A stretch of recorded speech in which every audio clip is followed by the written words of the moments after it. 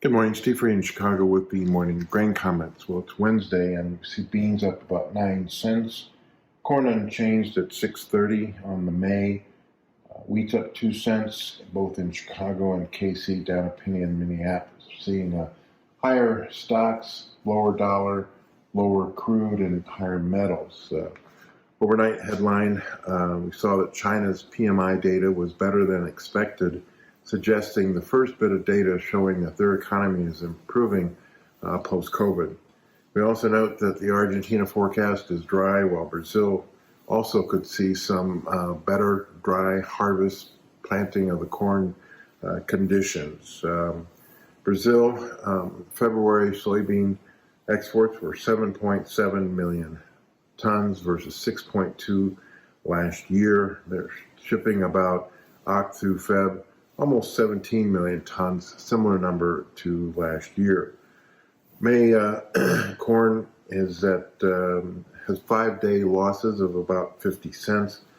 The market is oversold. RSI is at 26, and it's a 6.5-month low on prices.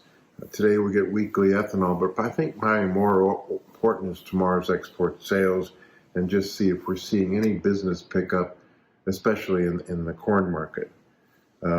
European imports are up about 60% from last year. The interior demand for corn is pretty tight. We also noted that the Argentina farmers went on protest because of the export tax, but doubt if anything comes from that, because that's a big revenue income for the Argentina government. The snow in the northern plains, rain in the eastern Midwest and southeast, while the southern plains remains dry. March Chicago wheat's lowest close in 5 months. Funds have a record or near record short of 100,000 contracts, with the market oversold and RSI about 28. Latif wheat futures also lower after Turkey bought mostly Russian wheat below $300 a metric ton FOB. And we're seeing no real impact in the grain markets after the drone attacks in Russia near Moscow, and also the fact that U.S. and EU made additional sanctions on Russian banks that do a lot of financing for the export. So in general, continue to see drop in open interest in the grains.